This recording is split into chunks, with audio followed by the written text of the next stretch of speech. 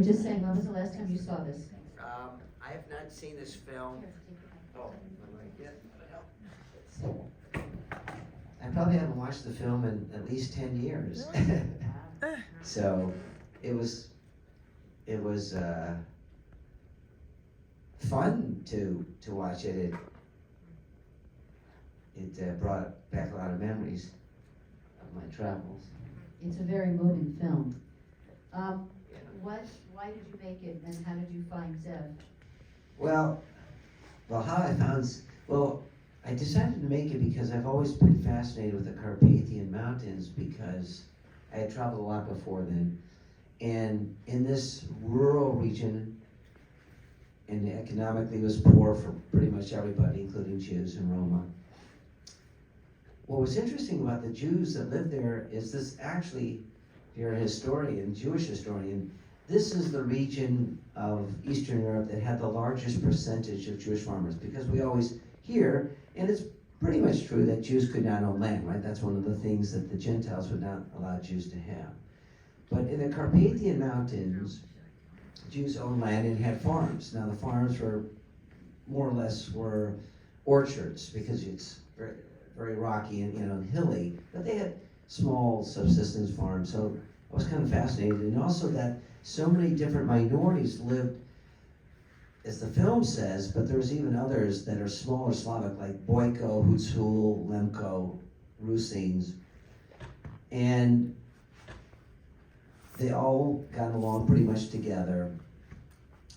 And what was interesting musically for me was that whenever any of the groups had a major celebration, a simcha, though the Gentiles wouldn't call it that, right? They didn't call it a simcha.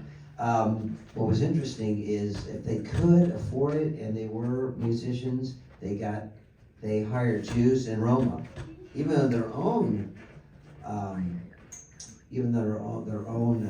would play sometimes, but because they were known as the best. So that kind of was interesting for me. And the other reason, how did I meet him?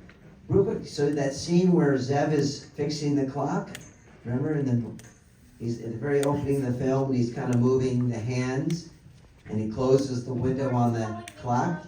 That is the first moment I'm seeing it. We're walking in with the camera, and we're shooting. Because I knew, because I had been, before any of the film crew was there, I had been there, traveling and researching with my still camera and my violin, as Shimon said, right? So that was the very first moment, and two things can happen. One, they get angry and why you're shooting, it's impolite, you didn't ask.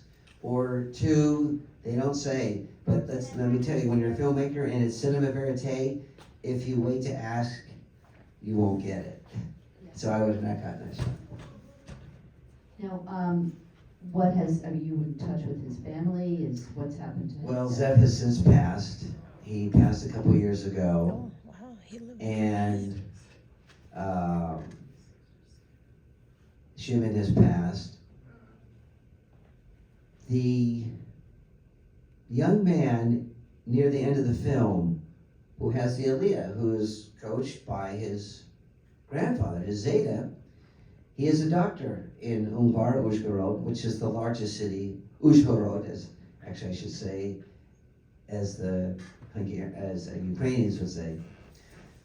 They have the H's there. The Russians get the G, the H, if there's a difference there. And his sister I'm in touch with, she was there. You hear her voice when you see the scenes of us in the mountains and gathering grapes. She's with us. She's 15 years old, and she was speaking quite a good Yiddish. I mean, I was like, wow. And it was like really neat to see that here her grandparents and her parents kept it up, and it was not the secret language. And so she is now a successful psychologist with children in Israel. And so I've kept up in touch. I'd like to go back. I wanted to go back this past year, but my wife, or this year, but Elizabeth suggested maybe I wait till it's a little calmer in the Ukraine, even in the west part. But I will go back. I'm gonna try to go back next year.